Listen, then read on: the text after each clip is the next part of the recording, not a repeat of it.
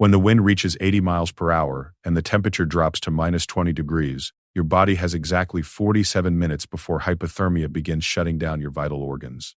Sarah Mitchell had no way of knowing this scientific fact as she pressed her back against the rocky outcrop 11,000 feet above sea level, watching her climbing partner's headlamp disappear into the swirling darkness below. What she did know was that her radio had gone silent 3 hours ago. Her emergency flare had been torn from her hands by the wind, and somewhere in the howling maze of granite and ice, a storm that wasn't supposed to arrive until Thursday was turning Monday night into a frozen nightmare. The weather service had been wrong before, but never this wrong. Never this deadly wrong. In the valley far below, Ranger Station 47 was about to receive a call that would send 6 men into conditions no rescue manual had ever prepared them for. They would climb through horizontal snow and winds that could snap a grown man's spine, following a route that existed only in their collective memory and sheer determination.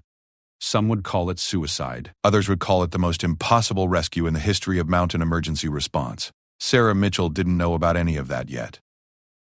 All she knew was that she was alone.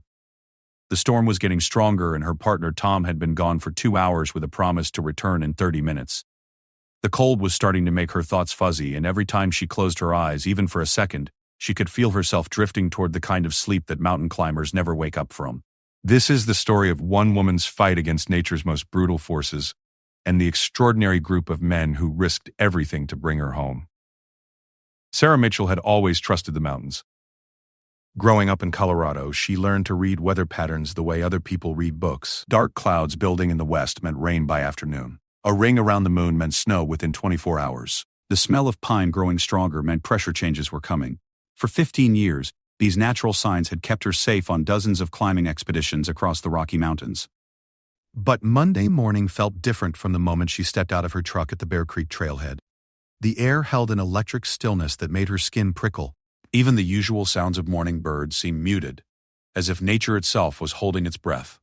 Sarah checked her weather app one more time. Clear skies predicted through Thursday with temperatures holding steady in the 40s, perfect conditions for the 3-day solo attempt she had planned on Devil's Backbone, a technical climbing route that had challenged her for 2 years. Tom Rodriguez had called her Sunday night, asking to join the climb. Sarah normally preferred solo adventures, but Tom was solid, experienced, and she could use someone to help carry gear up the initial approach. They had climbed together before, and his steady presence had always been reassuring on difficult routes. When he pulled up to the trailhead in his battered Jeep at 6 a.m. sharp, Sarah felt her earlier unease begin to fade. The first 4 hours went exactly as planned. They moved efficiently up the approach trail, their heavy packs loaded with 3 days of food, water, and technical climbing gear. The weather held clear and cold, with brilliant blue skies stretching endlessly above the granite peaks. Sarah found herself falling into the familiar rhythm of mountain travel, her breathing steady, her legs strong beneath the weight of her pack. They reached base camp at 8,500 feet just after noon. Sarah had scouted this spot the previous summer, a small ledge system protected from wind by a cluster of house-sized boulders, perfect for establishing their camp before the technical climbing began higher up. Tom immediately set to work organizing gear, while Sarah studied the route above them through binoculars. Devil's Backbone rose another 2,500 feet in a series of steep granite faces and narrow ledges. The climbing would require every skill she had developed over years of mountain experience. Technical rock moves, ice climbing, and route finding through terrain where a single mistake could be fatal. Sarah felt the familiar mixture of excitement and respect that difficult mountains always inspired in her. They spent the afternoon organizing equipment and reviewing their planned route. Tom proved to be an excellent climbing partner, methodical and careful in his preparations. He checked and double-checked every piece of gear, every knot, every anchor system they would need for the technical sections ahead.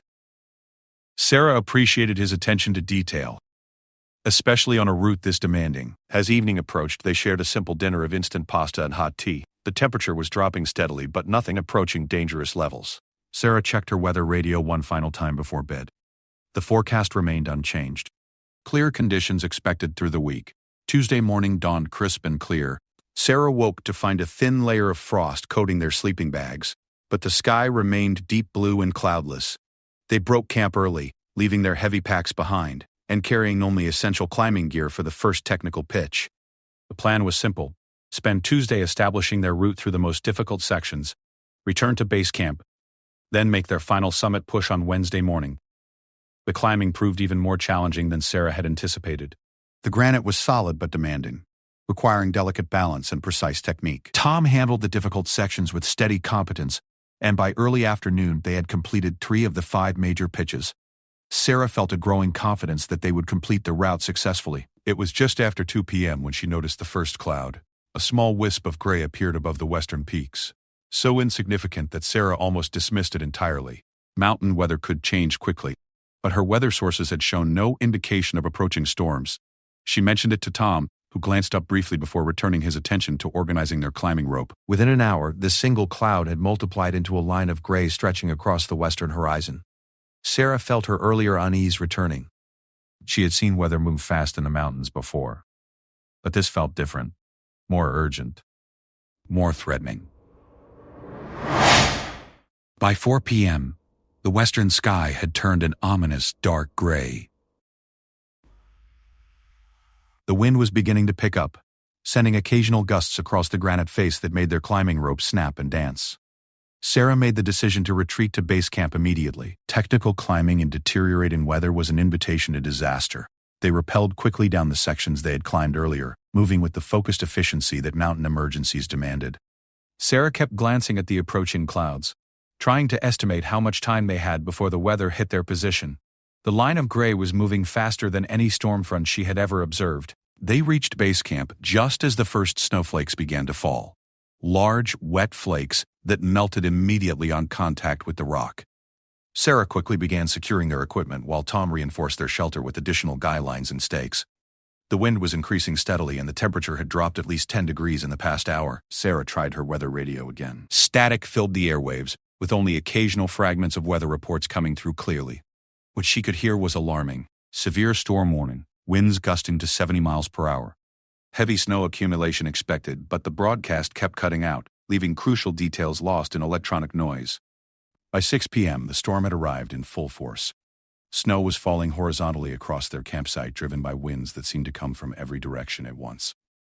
Sarah had experienced bad weather in the mountains before, but nothing approaching the intensity of what was building around them.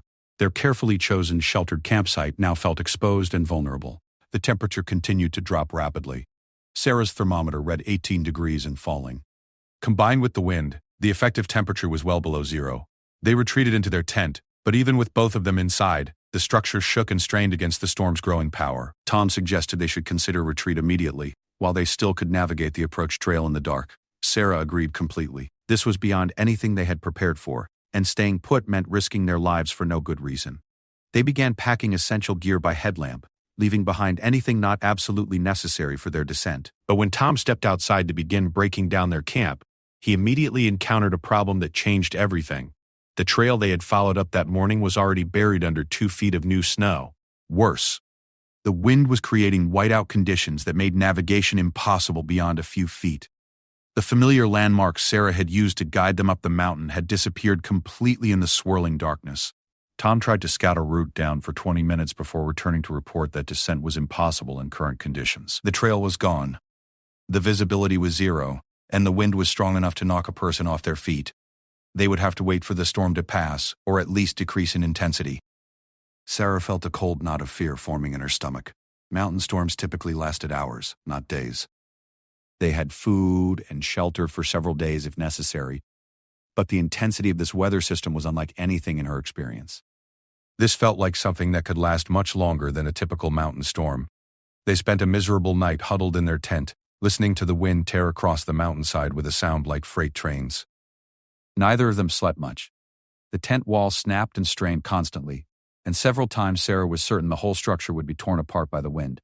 She checked her thermometer periodically throughout the night. The temperature continued to drop, reaching -8 degrees before dawn. Wednesday morning brought no relief. If anything, the storm had intensified overnight. Snow was still falling heavily, and the wind showed no signs of decreasing. Sarah estimated they already had over 3 feet of new snow around their campsite, with drifts building much deeper in sheltered areas. Tom tried his cell phone and GPS unit, but both devices showed no signal. They were completely cut off from outside communication. Sarah's weather radio produced only static now, as if the storm was interfering with radio transmissions. They were on their own until conditions improved enough for descent. By noon Wednesday, Sarah realized they were facing a serious survival situation. The storm showed no signs of breaking, and their position was becoming increasingly dangerous. The weight of accumulated snow was straining their tent to the breaking point. Worse, the cold was so intense that even their best winter gear was struggling to keep them warm. Tom made a decision that would haunt Sarah for the rest of her life. He announced that he was going to hike down to the trailhead for help. The visibility had improved slightly during a brief lull in the snow, and he believed he could navigate the route they had climbed 2 days earlier. Sarah argued against the plan desperately. The conditions were still deadly, the trail was completely obscured, and splitting up violated every rule of mountain safety. But Tom had made up his mind. He was concerned that Sarah was showing early signs of hypothermia, though she felt fine. He believed that getting professional rescue teams involved was their best chance of survival. He would move fast, travel light, and return with help within hours. Sarah watched him disappear into the swirling snow. At 2 p.m. Wednesday afternoon, Tom promised to return by nightfall, with or without rescue teams. His headlamp faded quickly in the blowing snow, leaving Sarah completely alone on the mountainside. The hours that followed tested every survival skill Sarah had ever learned.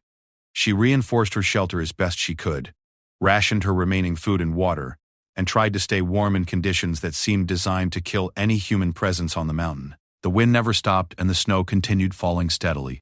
As night fell and Tom failed to return, Sarah faced the terrifying possibility that she might be stranded alone until the storm finally broke. She had no way of knowing that far below in the valley, her nightmare was about to become someone else's impossible mission. Ranger Station 47 had seen its share of mountain emergencies over the years, but nothing had prepared Station Chief Marcus Webb for the call that came through at 11:47 p.m. Wednesday night. Tom Rodriguez had somehow made it down the mountain, but barely. When Webb first saw him stumble through the station doors, he looked like a man who had fought a war and lost. Tom's face was white with frostbite around his nose and cheeks. Ice crystals clung to his beard and eyebrows. His hands shook so violently he could barely hold the cup of coffee Webb pressed into them. It had taken Tom nearly 10 hours to descend what should have been a 4-hour hike, and he'd gotten lost 3 times in whiteout conditions that reduced visibility to mere inches. The story Tom told made Webb's blood run cold. Sarah Mitchell was stranded alone at 8,500 feet, in conditions that were killing experienced mountaineers across the region. The storm that weather services had completely failed to predict was turning into one of the most severe mountain weather events in decades. Wind speeds were reaching 90 miles per hour on the peaks, with temperatures dropping to minus 25 degrees. Snow accumulation was approaching 4 feet in sheltered areas, with drifts building much deeper. Webb had been running mountain rescue operations for 12 years. He had seen storms before, witnessed the mountains at their most brutal and unforgiving, but the conditions Tom described were beyond anything in his experience. The standard protocols for mountain rescue simply did not address situations this extreme. Every manual, every training exercise, every procedure, Webb knew was designed for challenging but survivable conditions. This was something else entirely. Webb immediately contacted the National Weather Service for an updated forecast. What he learned made the situation even more dire. The storm system was larger and more powerful than initially predicted, with no signs of weakening for at least 48 hours. Possibly longer. The mountains were experiencing what meteorologists were calling a once-in-50-years weather event. The reality was stark and unavoidable. Sarah Mitchell was trapped in conditions that were rapidly becoming unsurvivable, and traditional rescue methods were impossible. Helicopter operations were out of the question in winds exceeding 70 miles per hour. Ground-based rescue teams could not navigate safely in zero-visibility conditions. Every standard approach to mountain rescue had been eliminated by the storm's intensity. Webb called his most experienced team members immediately. Rangers Jake Morrison, David Chen, Miguel Santos, Robert Kim, and Alex Thompson had decades of combined mountain rescue experience between them. Each had volunteered for dangerous missions before, but Webb was about to ask them to attempt something that bordered on suicide. The team assembled at the station by 1 a.m. Thursday morning. Webb laid out the situation with brutal honesty. Sarah Mitchell had been alone on the mountain for over 10 hours. The storm showed no signs of breaking. Standard rescue protocols were impossible in current conditions. Any attempt to reach her would require climbing through weather that could kill the rescue team as easily as the person they were trying to save. The silence that followed Webb's briefing stretched for nearly 2 minutes. Finally, Jake Morrison spoke up. Morrison was Webb's most senior ranger, a man who had completed over 200 mountain rescues in 15 years of service. His words carried weight with every person in the room. Morrison said simply that they had sworn an oath to risk their lives for people in danger. Sarah Mitchell was counting on them, whether she knew it or not. The conditions were beyond anything they had trained for, but that was exactly when training mattered most. Someone was going to die on the mountain that night, and it was their job to make sure it wasn't Sarah Mitchell. One by one, the other team members voiced their agreement. David Chen, the team's technical climbing specialist, pointed out that they had equipment and experience that Tom Rodriguez had lacked during his descent. Miguel Santos, their weather and navigation expert, believed he could plot a route that would minimize their exposure to the worst conditions. Robert Kim and Alex Thompson, both experienced in winter survival, were confident they could maintain safety margins even in extreme weather. Webb felt a mixture of pride and terror as he watched his team commit to an operation that violated every safety protocol he had ever learned. But he also knew they were right. Sarah Mitchell's life depended on someone being willing to attempt the impossible. The team spent 2 hours developing their rescue plan. They would travel extremely light, carrying only essential climbing gear and emergency medical supplies. Navigation would rely on GPS units with backup compass bearings, since landmarks would be invisible in blowing snow. They would rope together for the most dangerous sections, moving as a single unit to prevent anyone from becoming separated in whiteout conditions. Most critically, they would follow a route that Tom Rodriguez had not attempted. Instead of taking the standard approach trail, they would climb directly up the mountain's north face, a more technical but more sheltered route that would provide better protection from the wind. Chen had climbed this route twice before in good conditions and believed it was their best chance of reaching Sarah's position safely. The team departed the ranger station at 4 a.m. Thursday morning, just as the storm was reaching its peak intensity. Visibility at the trailhead was less than 10 feet. The wind was strong enough to knock a person down, and snow was falling so heavily that their headlamps seemed to absorb light rather than project it. Webb watched his best rangers disappear into conditions that would have sent any reasonable person running for shelter. The first 3 hours of their ascent became a test of endurance that pushed each team member to their absolute limits. The north face route proved even more challenging than Chen had anticipated. Technical rock moves that would have been straightforward in good conditions became desperate struggles for survival in hurricane-force winds and driving snow. Morrison led the team, with Chen providing route-finding expertise from the second position. The other team members followed in tight formation, never allowing more than a rope length between climbers. Communication was nearly impossible in the wind, so they developed a system of rope signals to coordinate their movements. By 7 a.m., they had climbed only 1,200 vertical feet, less than half their planned pace. The energy expenditure required to move safely in these conditions was enormous. Each team member was burning calories and fighting hypothermia while trying to maintain the focus necessary for technical climbing. Santos estimated they had enough energy reserves for perhaps 8 more hours of climbing at their current pace. The psychological challenges proved even more demanding than the physical ones. The constant noise of the wind created a sensory assault that made concentration nearly impossible. Snow and ice particles driven by 80-mile-per-hour gusts stung exposed skin and made vision difficult even with the best goggles. The cold was so intense that metal climbing hardware burned exposed skin on contact. Thompson was the first to show serious signs of distress. During a particular difficult section at 9,700 feet, he slipped on ice-covered rock and took a fall that was stopped only by the team's rope system. The fall itself was not dangerous, but Thompson's recovery was slow and clumsy, indicating that hypothermia was beginning to affect his motor control. Chen made the decision to redistribute Thompson's gear among the other team members and position him in the middle of their rope team, where he would have maximum protection and support.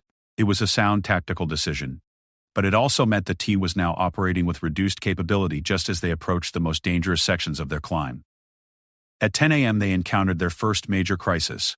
The route Chen had planned to follow was blocked by an avalanche that had occurred during the night. Tons of snow and rock debris had filled a narrow gully that was essential to their planned ascent. The team was forced to attempt a much more technical variation that would expose them to the full force of the wind. Morrison led this section personally, moving with the calculated precision of someone who understood that a single mistake would kill not just himself but potentially his entire team. The climbing required delicate balance on ice-covered rock while hurricane-force winds tried to tear him from the mountain. Each move had to be perfect, each anchor placement absolutely secure. It took Morrison nearly an hour to lead 150 feet of climbing that would have been routine in good conditions. When he finally established a secure anchor and signaled for the team to follow, each ranger knew they were attempting moves at the very edge of what was humanly possible. Kim had the most difficulty on this section. A relatively new member of the rescue team, he had never experienced conditions approaching this severity. Halfway up the technical pitch, he froze completely, unable to move up or down. The wind was so strong that he could barely maintain his grip on the rock, and the cold had numbed his hands to the point where he could not feel his equipment. Santos climbed up to Kim's position and spent precious minutes coaching him through the mental processes necessary to continue. Mountain rescue work required not just technical skill but also the ability to function under extreme psychological pressure. Kim found the strength to complete the pitch, but the incident cost the team nearly 30 minutes they could not afford to lose. By noon Thursday, the rescue team had been climbing for 8 hours and had covered less than half the distance to Sarah's suspected location. They were burning through their energy reserves faster than planned, and every team member was showing signs of cold-related stress. More critically, the storm showed no signs of weakening. Chen called for a brief rest behind a cluster of boulders that provided minimal shelter from the wind. The team huddled together, sharing body heat and hot drinks from their thermos bottles. It was during this rest that Morrison made a decision that would define the rest of the mission. Looking at his exhausted team, Morrison realized they were approaching the point where continuing the rescue would likely result in multiple casualties among the rescue team itself. Thompson was barely functional. Kim was struggling with the technical climbing, and even the most experienced team members were operating well beyond their normal safety margins. The ethical calculation was brutal and unavoidable. They could continue the rescue attempt and potentially lose multiple lives, or they could retreat now and accept that Sarah Mitchell might not survive until conditions improved enough for a safer rescue attempt. Morrison had made difficult decisions before, but nothing approaching this level of moral complexity.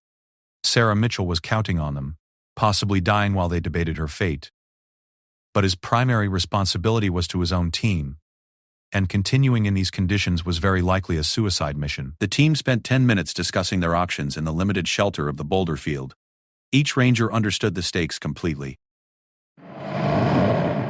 They were the only realistic hope Sarah Mitchell had for survival, but attempting to reach her might kill them all without accomplishing the rescue. It was Santos who suggested a compromise that would define the rest of their mission.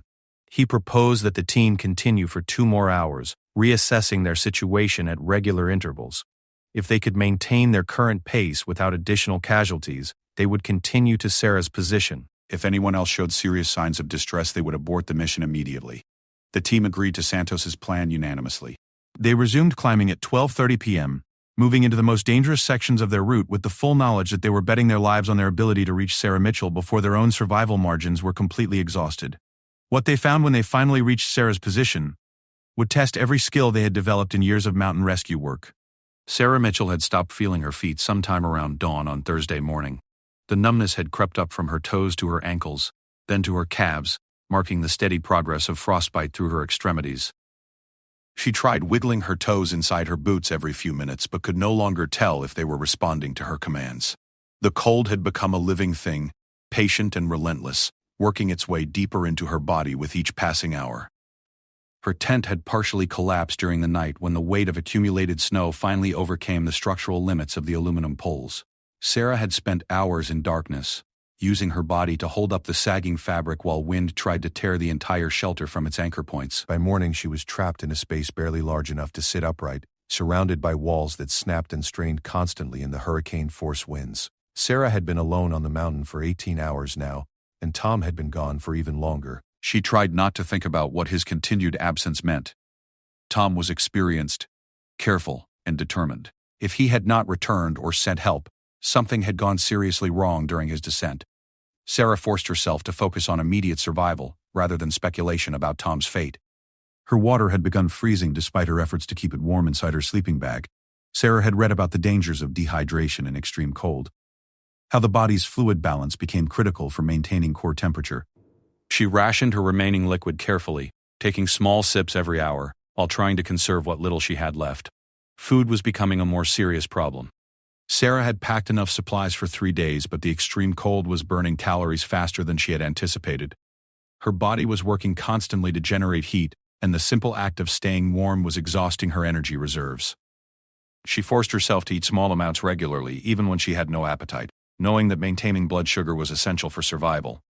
The psychological challenges were perhaps even more demanding than the physical ones. Sarah had climbed so low many times before and was comfortable with solitude in the mountains, but this felt different. The combination of extreme weather, physical distress, and complete isolation created a mental state unlike anything in her experience. Time seemed to stretch and compress unpredictably. Minutes felt like hours during the worst moments, while entire hours would pass without her realizing it. Sarah found herself talking out loud frequently, narrating her actions and decisions to maintain mental focus. The sound of her own voice, barely audible above the constant wind, provided an anchor point of human consciousness in an environment that seemed designed to erase all traces of human presence. She recited poems she had memorized in high school, sang songs from childhood, anything to keep her mind engaged and functional. By mid-morning Thursday, Sarah realized she was beginning to experience the early stages of hypothermia. Her thinking had become slower and less clear. Simple decisions, like whether to eat another energy bar or adjust her position inside the collapsed tent, required enormous mental effort. Most frightening of all, she was starting to feel warm despite being surrounded by sub-zero conditions.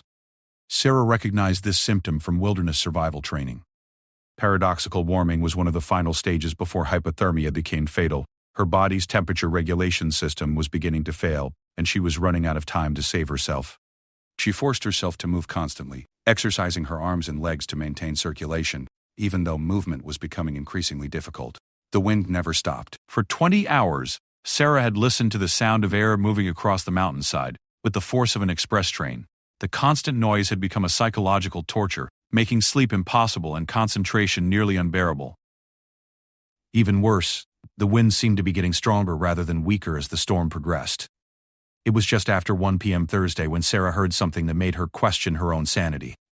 Between the gusts of wind, she thought she detected the sound of human voices, calling, distant, but definitely human. Sarah held her breath and listened with desperate intensity, trying to separate imagination from reality. There it was again, definitely voices, multiple people, somewhere close to her position. Sarah began screaming as loudly as her weakened state allowed, calling for help with every breath she could manage. Her voice was barely audible even to herself in the wind, but she continued yelling until her throat was raw and burning.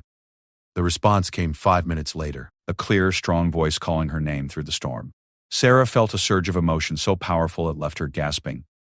Someone was out there. Someone had come for her. She was not going to die alone on the mountain. Jake Morrison's voice cut through the wind like a lifeline thrown to a drowning person. He was calling her name repeatedly, trying to establish her exact location in the whiteout conditions. Sarah screamed back, using her emergency whistle to help the rescuers zero in on her position. The sound of the whistle was thin and fragile in the massive noise of the storm, but it was enough. Morrison appeared first, materializing out of the blowing snow like a figure from a dream. His face was covered with ice, his beard white with frozen breath, but his eyes were alert and focused. He was followed seconds later by David Chen, then by the rest of the rescue team. Sarah had never seen anything more beautiful than those 5 exhausted ice-covered men who had risked their lives to reach her. The rescue team's first priority was assessing Sarah's medical condition. Chen, who had emergency medical training, immediately began checking her for signs of serious hypothermia and frostbite. What he found was alarming but not immediately life-threatening. Sarah was cold, exhausted, and showing early signs of frostbite in her extremities, but she was conscious, coherent, and capable of assisting in her own rescue. Morrison quickly explained the situation. The storm was not breaking, and conditions were actually getting worse rather than better. The team had enough energy and supplies to get Sarah down the mountain, but they would have to move immediately. Every minute of delay increased the risk for all 6 people now trapped on the mountainside. The rescue team had brought emergency clothing and equipment specifically for Sarah. Within minutes, she was wearing additional insulation layers, waterproof outer garments, and insulated boots designed for extreme cold weather conditions. The team also provided hot drinks and high-energy food to help restore her core temperature and blood sugar levels. But even with proper equipment and the support of experienced rescuers, Sarah's descent would be extraordinarily dangerous. She had been weakened by nearly 20 hours of exposure to extreme conditions. The technical climbing required to reach safety would demand physical and mental resources she was not sure she still possessed. Santos took charge of route planning for the descent. The team could not return the way they had come up, because several sections of their ascent route had become even more dangerous as the storm intensified. Instead, they would attempt to descend via the standard approach trail, despite the fact that it was completely buried under snow and would be nearly impossible to follow in whiteout conditions. The team spent 20 minutes reorganizing equipment and preparing for descent. Sarah's collapsed tent and non-essential gear were abandoned on the mountain. Every ounce of weight that could be eliminated was left behind. Speed and mobility were now the only factors that mattered for survival. Morrison made the decision to rope the entire team together for the descent, with himself in the lead and Chen bringing up the rear. Sarah would be positioned in the middle of the rope team, with Santos directly ahead of her and Kim directly behind. This formation would provide maximum support and protection for Sarah, while allowing the most experienced team members to handle navigation and route finding. The descent began at 2:15 p.m. Thursday afternoon. From the first steps, it became clear that this would be one of the most challenging rescues any of the team members had ever attempted. The snow was waist-deep in many areas, requiring the lead climber to break trail through powder that provided virtually no support. Visibility remained near zero, forcing the team to navigate entirely by compass bearing and GPS coordinates. Sarah discovered that moving was actually easier than she had feared. The insulated clothing the rescue team had provided was dramatically warmer than her own gear, and having food and hot liquids in her system had restored much of her strength. More importantly, the psychological relief of no longer being alone had eliminated the creeping despair that had been sapping her energy throughout the long night. The most dangerous section came within the first hour of descent. The team had to cross a steep slope where wind-driven snow had created unstable conditions. Each step had the potential to trigger a small avalanche that could sweep the entire team down the mountainside. Morrison moved with extreme caution, testing each foothold before committing his full weight. Halfway across the dangerous traverse, Kim slipped and fell, pulling the entire team off balance. For a terrifying moment, all 6 people were sliding down the steep slope, their rope system the only thing preventing a fatal fall. Morrison managed to arrest the slide by driving his ice axe into firm snow, but the incident reminded everyone how narrow their safety margins had become. Sarah handled the psychological stress of the near accident better than she had expected. The presence of experienced rescuers around her provided a confidence and focus that she had lacked during her solitary ordeal. Even when faced with objective danger, she felt capable of responding appropriately rather than being overwhelmed by fear. The team made steady progress through the afternoon despite conditions that seemed designed to kill any human presence on the mountain. The wind continued at hurricane force, driving snow horizontally across their path. The cold was so intense that metal climbing equipment could cause immediate frostbite on contact with exposed skin. Yet somehow, they continued moving downward toward safety. By 4 p.m., they had descended nearly 2,000 vertical feet and were beginning to reach terrain that provided better protection from the wind. The trees at lower elevations, bent and twisted by the storm but still rooted in place, offered psychological comfort as well as physical shelter. Sarah began to believe for the first time that she might actually survive the experience. The final challenge came as darkness fell, and the team was still 1,500 feet above the trailhead. Night operations in these conditions pushed the risk level beyond anything the rescue team had ever attempted, but stopping was not an option. They had no shelter, limited food, and the cold was still life-threatening for extended exposure. Morrison made the decision to continue the descent in darkness, using headlamps and following GPS coordinates toward the parking area. The team moved even more slowly and carefully, testing each step before committing their full weight. A single mistake in navigation could send them miles off course in terrain where rescue would be impossible. Sarah's energy began to flag seriously during the final descent. The adrenaline that had sustained her through the initial rescue was wearing off, and the cumulative effects of her ordeal were beginning to overwhelm her system. Thompson took position directly behind her, providing physical support and encouragement during the most difficult sections. At 8:47 p.m. Thursday night, nearly 7 hours after the rescue began, Morrison's headlamp illuminated the outline of vehicles in the trailhead parking area. Sarah Mitchell had been brought down from conditions that should have killed her by a team of men who had risked their own lives to attempt an impossible rescue. The drive to the hospital passed in a blur of warmth, bright lights, and the overwhelming relief of being safe. Sarah's injuries proved to be less severe than feared. Mild frostbite on her toes and fingers, dehydration and exhaustion, but no permanent damage. She would make a complete recovery. Tom Rodriguez was waiting at the hospital when they arrived. His own frostbite was more serious than Sarah's, requiring skin grafts on 2 fingers. But he too would recover fully. His decision to seek help, despite the enormous personal risk, had saved Sarah's life. The rescue team members were treated for various cold-related injuries and exhaustion, but all 6 Rangers returned to active duty within days. Morrison later said it was the most challenging rescue of his career, but also the most meaningful. They had succeeded in bringing someone home when success seemed impossible. The storm finally broke Friday morning, revealing a mountain landscape transformed by over 5 feet of new snow. Weather services later classified the event as the most severe mountain storm in regional recorded history. The conditions Sarah Mitchell had survived, and that the rescue team had climbed through, were beyond anything in previous rescue experience. Sarah returned to climbing the following summer, but with a new appreciation for the power of mountain weather and the extraordinary courage of people willing to risk their lives for strangers. She never attempted Devil's Backbone again, but she completed dozens of other challenging routes throughout the Rocky Mountains. The rescue was later used as a case study in mountain emergency response training programs across the country.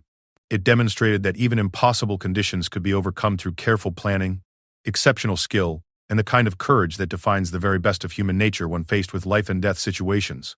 Years later, Sarah would still wake up some nights to the sound of wind, remembering those hours alone on the mountain when survival seemed impossible. But she would also remember the sight of Jake Morrison emerging from the storm, and the extraordinary group of men who proved that no one has to face the mountains alone. Those